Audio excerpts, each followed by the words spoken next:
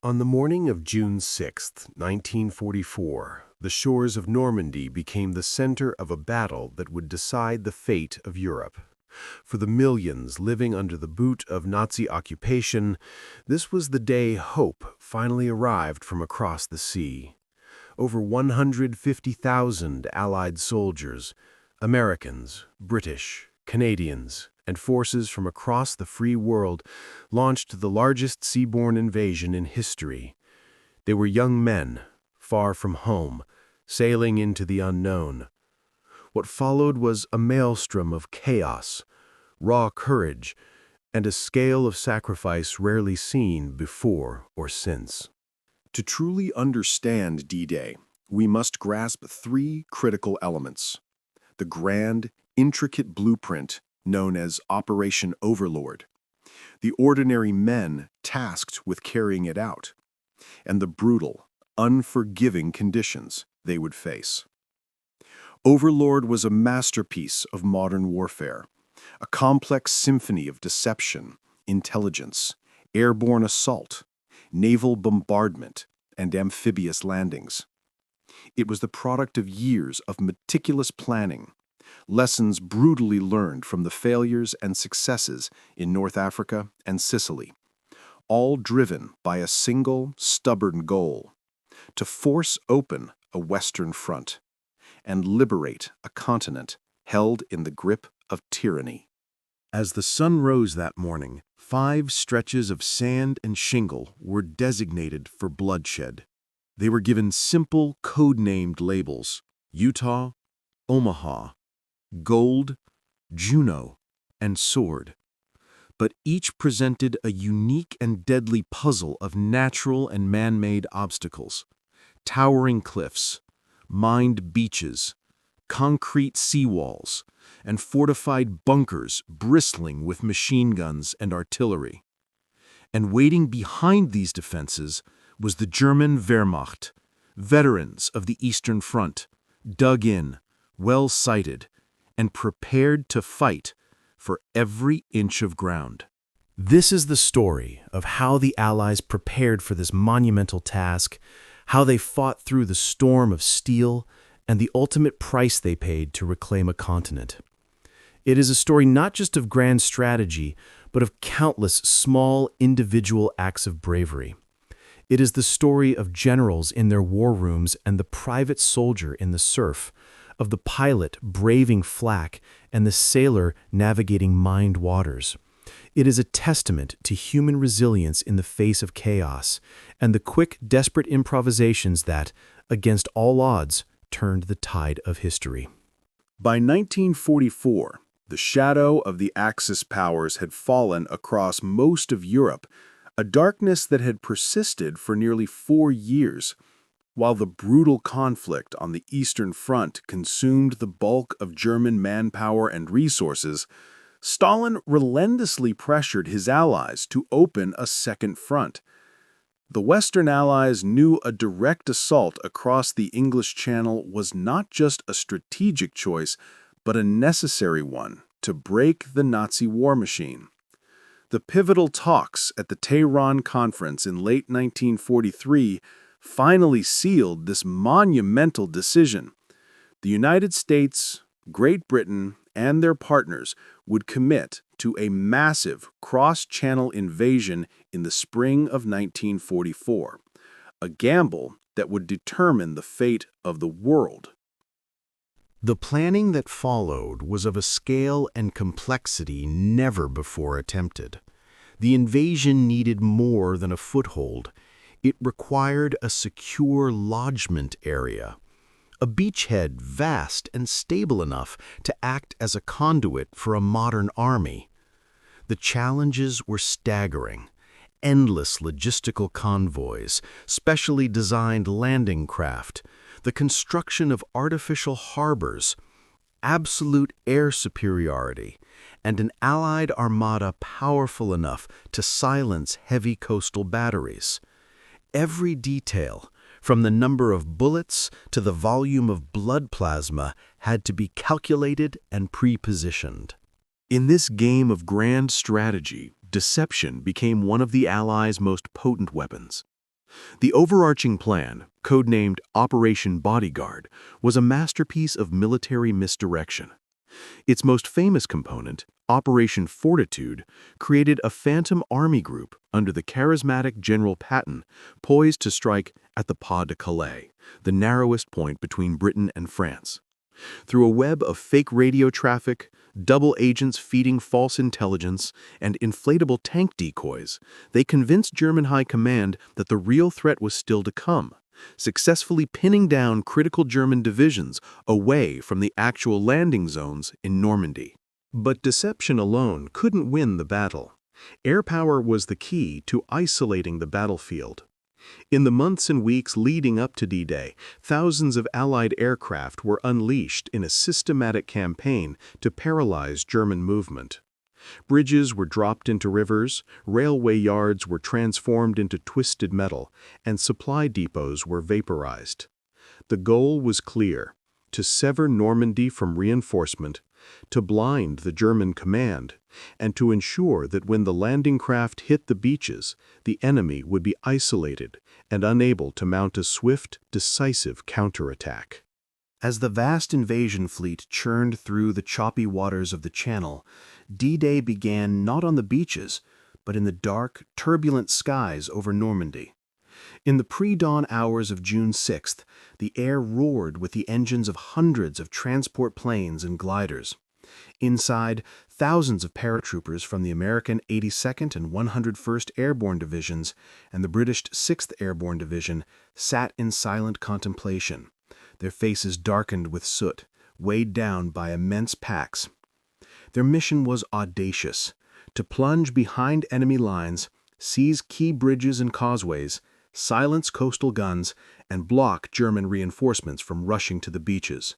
They were the spearhead, the first Allied soldiers to touch French soil, and their success was critical to isolating the battlefield. But the plan immediately collided with the harsh reality of war. Thick cloud cover and intense anti-aircraft fire scattered the airborne armada.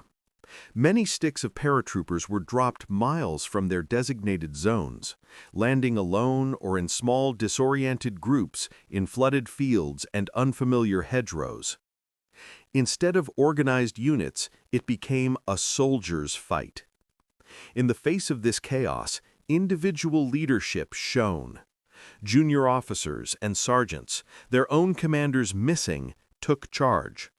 They used toy crickets to identify friend from foe, gathering whatever men they could find, often a mix of different companies and regiments, and set out to achieve their objectives with grim determination. The famous capture of the village of Sainte-Mère-Église, for instance, was achieved by a ragtag group who seized the moment despite the disarray. As the first hints of dawn touched the horizon, a new wave of danger arrived with the silent, canvas-covered gliders. These fragile, unpowered craft, carrying vital heavy equipment, jeeps, anti-tank guns, and medical teams, hurtled towards makeshift landing zones marked by the Pathfinder's faint lights. The landings were violent, chaotic affairs. Gliders smashed into trees and hedgerows, their wooden frames splintering on impact.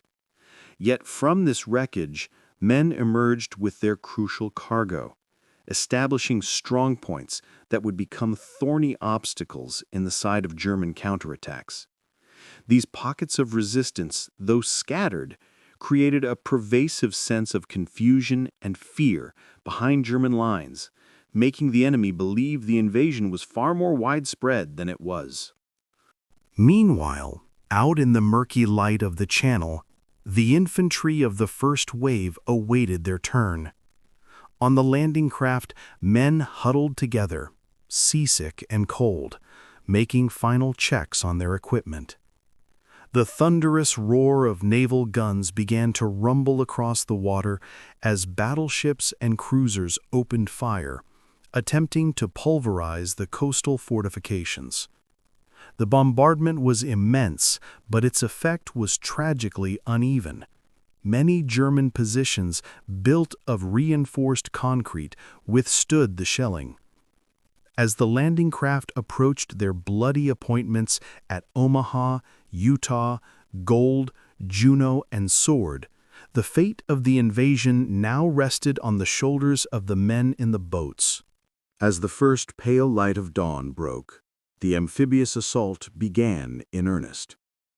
On the westernmost flank, at Utah Beach, a stroke of fate intervened. Strong currents and smoke from the naval bombardment had pushed the first wave of landing craft over a mile south of their intended target. This navigational error, by a twist of fortune, proved to be a blessing. The Americans found themselves landing on a stretch of coast far less heavily defended. Brigadier General Theodore Roosevelt, Jr., the assistant commander of the 4th Infantry Division and the only general to land by sea with the first wave, made an immediate, critical decision. "We'll start the war from right here," he declared. With his leadership, men quickly pushed off the beach, exploiting gaps in the German defenses and beginning the vital task of linking up with the paratroopers fighting inland. But just a few miles to the east, at Omaha Beach, the story unfolded with brutal, horrifying difference. Here there would be no fortunate errors. Omaha was a perfect killing zone. The flat, exposed beach was backed by towering 100-foot bluffs riddled with machine gun nests, mortar pits, and artillery emplacements connected by a network of trenches. As the ramps of the landing craft dropped, they unleashed a storm of steel. Men were cut down before they could take a dozen steps. Landing craft were holed and set ablaze by direct fire. The water ran red, and the air was thick with the screams of the wounded and the relentless crack of sniper fire. The initial assault waves were decimated, pinned down on the shingle and sand by interlocking fields of fire that left nowhere to hide. In this cauldron of death, the invasion teetered on the brink of total failure. But slowly, impossibly, the tide began to turn through the sheer, desperate courage of small groups of men. Individual leadership sparked the fight back. Junior officers and sergeants, many seeing their comrades fall around them, began to rally the survivors. "Two kinds of people are staying on this beach," yelled Colonel George Taylor, "the dead and those who are going to die. Now let's get the hell out of here." Using Bangalore torpedoes to blast gaps in the sea wire, these ad hoc units began the agonizingly slow climb up the bluffs, scaling the cliffs with ropes and their bare hands under relentless fire. Their progress was measured in yards, paid for in blood. But these small, isolated footholds on the cliffs began to make a difference. From these precarious perches, they could finally outflank the German bunkers, dropping grenades into ventilation shafts. Destroyers, seeing the desperate struggle, courageously steamed so close to shore they nearly ran aground, using their guns to punch holes in the concrete fortifications at point-blank range. By midday, what had been a scene of utter disaster had hardened into a tenuous, blood-soaked foothold. The cost at Omaha was catastrophic. Over 2,000 casualties in the first few hours alone. But through unimaginable grit and improvisation, these ordinary men had turned a certain defeat into the most hard-won victory of the day. The beach was held, but at a staggering human price. While American forces battled for survival at Omaha, the eastern flank of the invasion unfolded with a different, though no less deadly character. At Gold, Juno, and Sword beaches, British and Canadian forces landed with their own set of critical objectives. Their success was vital to securing the invasion's left shoulder, protecting the Allies from a massive counterattack, and beginning the push toward key terrain like the city of Caen. The seas were rough, the delays were costly, and the German defenses were alert, but the push was on. At Juno Beach, the Canadians faced a nightmare of obstacles and fortified seaside villages. Rough seas caused a critical delay, meaning the rising tide drowned many of the beach obstacles, making them invisible and more deadly for the landing craft. The first waves suffered heavily, with entire sections of boats being ripped apart by mines and artillery. But once ashore, the Canadians displayed remarkable tenacity and aggression. They fought through the towns of Bernières-sur-Mer and Courseulles-sur-Mer in brutal house-to-house combat, pushing farther inland on D-Day than any other force. Their deep advance created a crucial bulge in the Allied line, threatening German supply routes and drawing in enemy reserves that were desperately needed elsewhere. To their west, at Gold Beach, British troops of the 50th Division fought through a labyrinth of defensive positions centered on the strong point of La Rivière. Specially armored funnies from the 79th Armored Division, like Churchill AVREs equipped with petard mortars, proved invaluable, blasting open concrete bunkers at point-blank range. The objective here was to push inland, capture the key town of Bayeux, and most critically, link up with the Americans coming from Omaha on one side and the Canadians from Juneau on the other. This was the tedious, vital work of weaving the separate beachheads into a single, unbreakable front. But the grand, ambitious objective for the British on D-Day lay at Sword Beach and just beyond. The men of the 3rd British Infantry Division landed and fought their way through the beachfront resorts, aiming to swiftly penetrate inland. Their ultimate goal was the city of Caen, a major road and rail hub that was the gateway to the open tank country to the south. British command hoped to seize the city on the first day. However, German resistance, particularly from the newly arrived 21st Panzer Division, stiffened dramatically in the afternoon. Fierce counterattacks were launched, and while the British paratroopers held the eastern flank at the Orne River bridges, the advance on Caen ground to a halt just a few miles short. The battle for the city would become a brutal, weeks-long slog, a grinding battle of attrition that would, in its own way, anchor the entire Allied front. The soldiers on the beaches were the tip of the spear, but the force driving them forward was the colossal power of Allied naval and air supremacy. The success of Overlord was forged not just in the sand and surf, but on the waves and in the skies, creating a lethal backdrop without which the landings would have been utterly impossible. This was a amphibious assault, a seamless, though not flawless, integration of land, sea, and air power on an unprecedented scale. The naval component, Operation Neptune, was the largest armada ever assembled. Over 5,000 ships, from mighty battleships like the USS Texas and HMS Warspite to humble landing craft, crowded the channel. Their role was twofold: to deliver the invasion force and to provide its heavy firepower. For hours, naval guns hurled shells the size of small cars at the coastal defenses, a bombardment meant to shatter German morale and destroy their fortifications. Minesweepers worked tirelessly ahead of the fleet, clearing narrow, safe lanes through enemy minefields for the invasion convoys. And when the troops were pinned down, as at Omaha, destroyers risked running aground to provide devastatingly accurate, close-range naval gunfire, answering desperate calls for help from the shore. Above this vast fleet, the Allies held near-total command of the air. In the months leading up to D-Day, the strategic bombing campaign had systematically crippled the French transportation network, destroying bridges, railways, and locomotives. This transportation plan was designed to isolate the Normandy battlefield, making it incredibly difficult for the Germans to move reinforcements. On D-Day itself, skies were patrolled by thousands of Allied fighter aircraft, which kept the Luftwaffe largely at bay.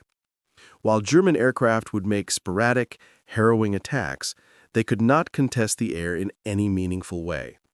This air umbrella allowed Allied spotter planes to identify targets and direct the deadly fire from the ships offshore. Yet, for all its overwhelming power, this support had its limits. The stubborn concrete of the German bunkers, some several feet thick, resisted even direct hits from naval shells. The poor weather and pre-dawn darkness made accurate targeting for the initial bombardment exceptionally difficult. Many key strongpoints, like the point-to-hawk battery, had to be assaulted directly by infantry because the bombs and shells had failed to destroy them.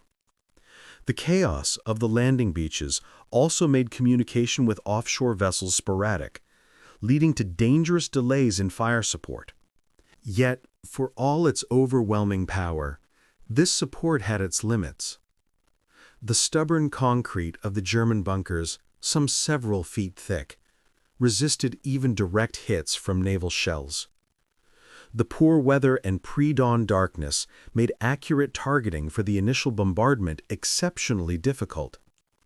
Many key strongpoints, like the point-to-hawk battery, had to be assaulted directly by infantry because the bombs and shells had failed to destroy them. The chaos of the landing beaches also made communication with offshore vessels sporadic, leading to dangerous delays in fire support. Facing the incoming Allied storm was the much-feared Atlantic Wall, a sprawling network of fortifications that Hitler had ordered built along the coast of Western Europe. Commanded in France by the legendary Desert Fox, Field Marshal Erwin Rommel, these defenses were a grim mixture of brute concrete and lethal ingenuity. Under Rommel's intense drive, millions of mines were laid, beach obstacles were topped with deadly teller mines, and vast areas behind the beaches were flooded to channel paratroopers into killing zones. Rommel believed the only chance to defeat the invasion was to smash it on the beaches themselves, declaring, "The first 24 hours will be decisive." Yet, for all its formidable appearance, the German command structure was crippled by dissent, deception, and disastrous indecision. Rommel clashed with his superior, Field Marshal Gerd von Rundstedt, over how to deploy their precious armored reserves. Rommel wanted them forward, near the coast. Von Rundstedt wanted them held back for a concentrated counterattack. Crucially, the ultimate authority rested with Adolf Hitler himself, who was asleep at his Bavarian mountain retreat as the invasion began. No one dared wake him, and the panzer divisions that could have driven the Allies into the sea sat idle for those critical first hours, waiting for orders that would not come. The Allies' deception plan, fortitude, continued to pay devastating dividends. Convinced that the Normandy landings were merely a feint, German high command remained fixated on the Pas-de-Calais, where they believed the real attack, led by the non-existent 1st U.S. Army Group under Patton, was still to come. This belief was so deeply held that the powerful 15th Army, with its formidable panzer divisions, was kept in place around Calais for weeks after D-Day, waiting for a ghost army that would never arrive. In one of the war's greatest intelligence coups, the Germans became prisoners of their own preconceptions. On the ground in Normandy, however, individual German units fought with tenacity and skill. Without clear orders from the top, local commanders took initiative. At Omaha, the veteran 352nd Infantry Division put up a ferocious defense. Around Cannes, the 21st Panzer Division launched the only significant German counterattack of D-Day, nearly reaching the coast between Juno and Sword beaches, before being blunted by a combination of Allied air power, naval gunfire, and the sheer stubbornness of British and Canadian troops. In some sectors, German resolve crumbled under the overwhelming force. In others, they held with fanatical determination. But without a unified command, without their reserves, and blinded by deception, the German response was a series of fragmented, uncoordinated battles. They could slow the Allies, but they could not throw them back into the sea. The failure to deliver a single decisive counterblow on June 6th would prove fatal to the German defense of France. The Allies had secured their beachhead, and the battle for Normandy was now a war of attrition, a war the Reich could not afford to fight. The strategic overview of D-Day, with its arrows on maps and unit dispositions, tells only part of the story. The true weight of the day is measured in the raw, human cost. Estimates suggest over 4,000 Allied soldiers gave their lives on June 6th, with thousands more wounded or missing. But behind every one of those numbers is a name, a face, and a story abruptly and violently altered. This was a battle fought not by faceless armies, but by individuals. A teenager from Ohio, a farmer from Saskatchewan, a shopkeeper from London, each confronting their own mortality on the sands of Normandy. On the hellscape of Omaha Beach, courage was found in the selfless actions of men like pharmacist's mate John Robert Steele, a U.S. Navy corpsman. While under relentless machine gun and artillery fire, he repeatedly dashed into the bloody surf to drag wounded comrades to relative safety, ignoring the bullets kicking up spray around him. His story is one of hundreds, the medics and corpsmen who moved toward the danger, their only weapon a red cross on their helmet, their only mission to save a life. On the hellscape of Omaha Beach, courage was found in the selfless actions of men like pharmacist's mate John Robert Steele, a U.S. Navy corpsman. While under relentless machine gun and artillery fire, he repeatedly dashed into the bloody surf to drag wounded comrades to relative safety, ignoring the bullets kicking up spray around him. His story is one of hundreds, the medics and corpsmen who moved toward the danger, their only weapon a red cross on their helmet, their only mission to save a life. And the first liberators they encountered were not just soldiers, but the civilians of Normandy who had endured years of occupation only to find their homes and villages suddenly on the front line. Families huddled in cellars as their world exploded above them. Farmers saw their fields, their livelihoods transformed into graveyards and battlefields. Yet, amid the terror, acts of profound humanity emerged. French families emerged from basements to guide lost paratroopers, to offer sips of Calvados to shocked soldiers, and to help bury the dead with a dignity the battlefield denied. They, too, paid a heavy price in the fight for their own liberation. For every survivor, D-Day became a defining memory, a line etched forever between the before and the after. It was the moment a lifetime was compressed into a single day, a day of terror, loss, and, for some, miraculous survival. The courage displayed was not the absence of fear, but the triumph over it.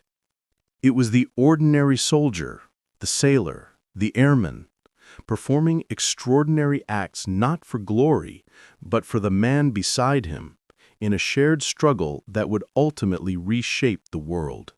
By nightfall on June 6th, the Allies had clawed a tenuous foothold on the continent, but the beachheads were shallow, disconnected, and vulnerable. The days that followed were a desperate race against time, a battle to consolidate the scattered landings into a single, unbreakable front, and to build up men and material faster than the Germans could bring in their reinforcements. The success of D-Day itself now hung in the balance. A successful invasion required not just landing, but staying.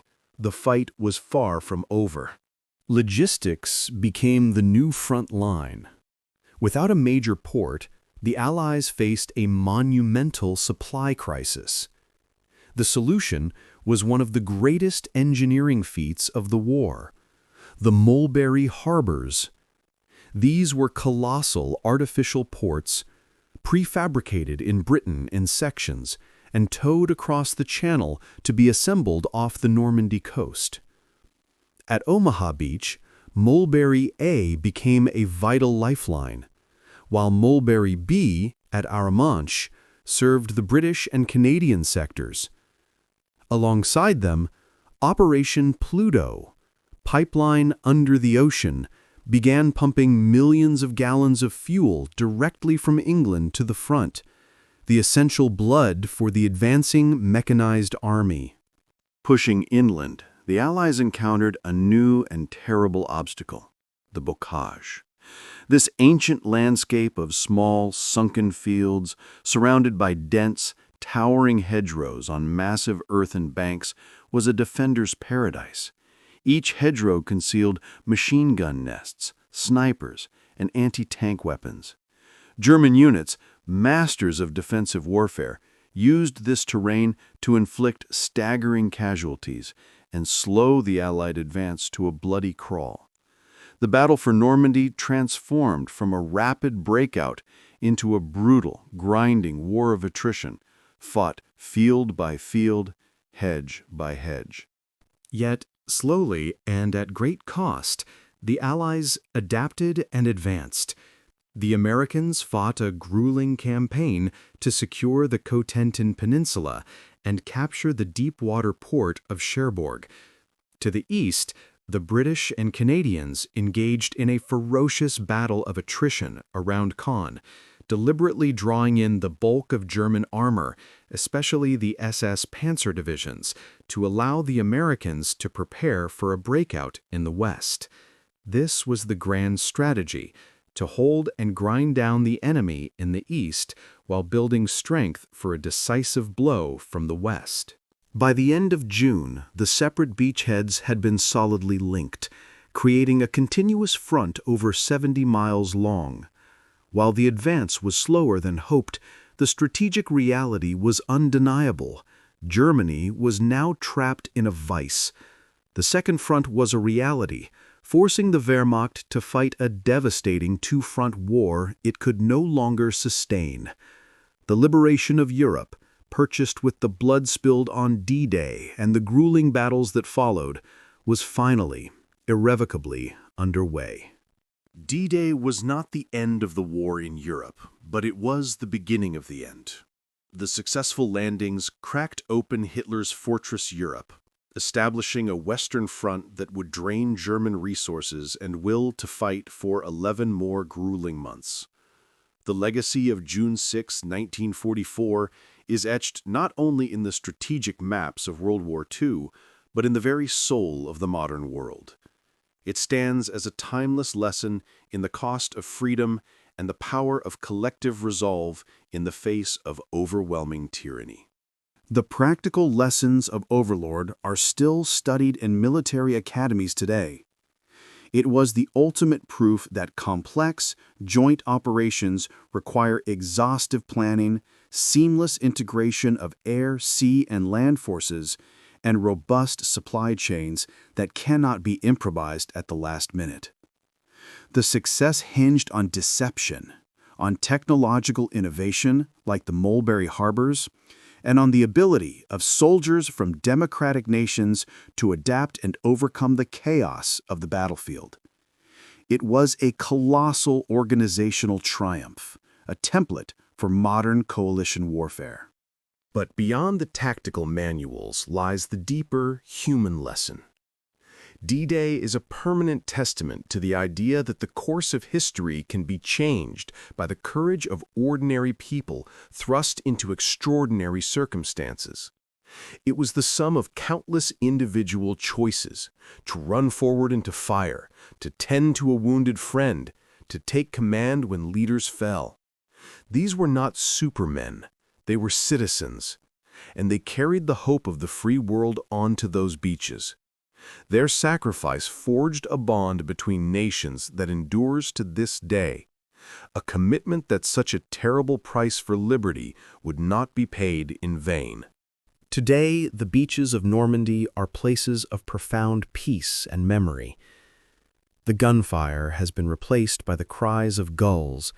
The trenches have been reclaimed by grass and wildflowers. But the landscape is sanctified by memory.